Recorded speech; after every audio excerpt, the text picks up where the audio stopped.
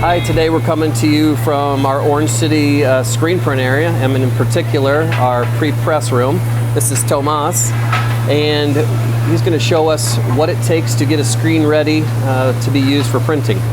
So the process starts with, we've reclaimed the screen, dried them, now we're going to bring them out, wipe them down just a little bit more if there's any still residue on there, make sure that they're completely level. This table is completely level, and then Tomas uses a tensioning meter to actually make sure that the tension is correct on each screen. From there, we've put our screens into what we call a coater, and it's coating them with a substance. You can see it's this greenish looking material, and that substance is actually a UV sensitive material. So it's very automated. It will coat each side of the screen a few times, laying a very thin film. And that film is what we're going to use to actually burn our image into this screen. We used to do this process manually. About 4 years ago, we upgraded to automatic coaters. We'll actually do between 500 and 600 screens a day. We're a very high usage for screen shop. So for us, it's very, very critical that we have consistency and speed in this operation. So once these are coated, Tomas will go ahead and he will go ahead and put them into the drying racks. And then behind this room is some climate controlled, heavy airflow areas that we actually will dry the screens. So again, Tomas, he is making sure that it's completely level, checking the tensions. Once that's correct, then the screen's good to go, and we'll go ahead and move on to the next process. So from there, this is Josh. We'll come back to him in just a second. He is going to be exposing the screens and actually doing the washout process. I apologize for the movement of the camera on this video, but this particular process we got to move around a little bit. So this is Larry, and Larry's actually taking the screens out after they've been dried and cured, and he is organizing them by screen type. For us, it's very critical that we know exactly what kind of screen mesh we're using. You can see they have these bands on the screens themselves, yellow, clear. That tells us the actual mesh count of that screen. Why we need that and why that's critical for us is that we need to know for each design what parts of the design we're going to use certain types of screen meshes. If we have something that's a very photorealistic piece of screen print, we'll need to use a very high screen mesh, and that means that the dot of ink that we can lay down is going to be very fine. Conversely, if we are going to do something like the leg of a sweatpant or a heavy sweatshirt, and we may need to lay down more ink, we'll use a more coarse screen mesh. You can see, going through a lot of screens, as I said, we go through between 500 and 600 screens on a typical day here.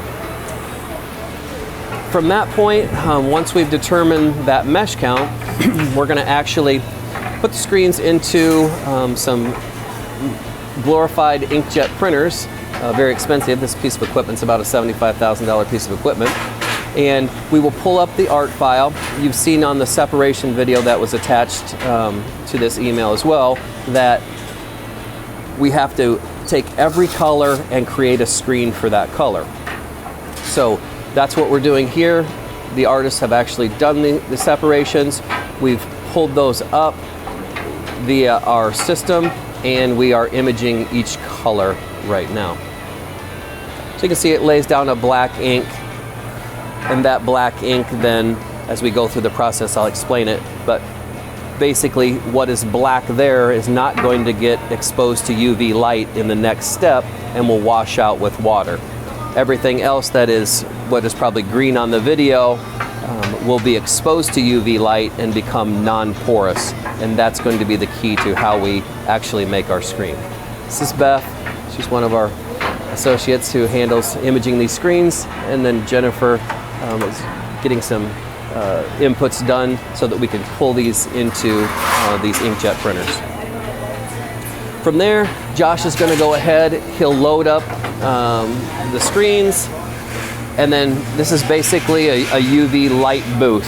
So we'll expose it to UV light. Again, I apologize, I'm moving around a little bit. So Josh has exposed that.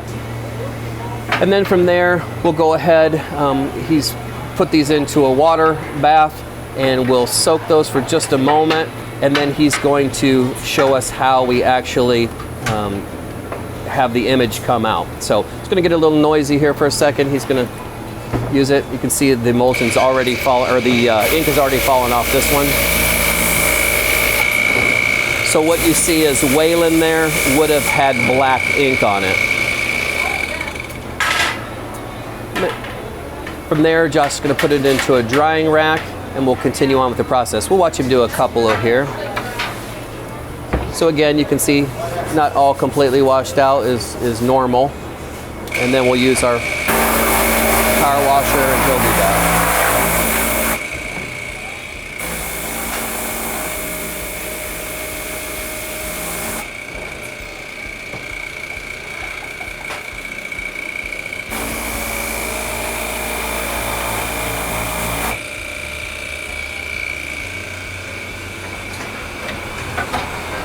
So you can see on all of these also, we use a 6-digit identifier, the 43 number.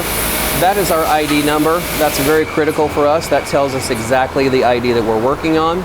From there, you can see there's a work order number, that's the particular job number, and then a description. And then on the far right-hand side of all of our labeling, we're using 1 of 2, 2 of 3, etc. This happens to be, 1 of 5, 2 of 5. So that tells us, how many screens are in that particular ID. From there, we're going to have to do a little walking here, and we are going to go out where we actually then do the final process. And this is Jose, and he is going to show us how he tapes out a screen. So what we need to do is we need to tape out the inside well so that no ink can get out onto the garment. We can only get our emulsion out so far on the screen. So this tape is what prevents any ink from getting out onto the screen, other than obviously our image of where we want to be. So we'll have to do, again, 4 sides of that. And then from there, Jose, do you want to go ahead and show them how we block out?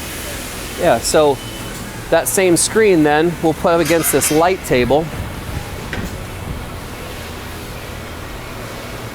and we'll just look for any imperfections in the emulsion. Any air bubble, any air pocket that was formed when that emulsion was going down will create obviously a gap where ink will pass through.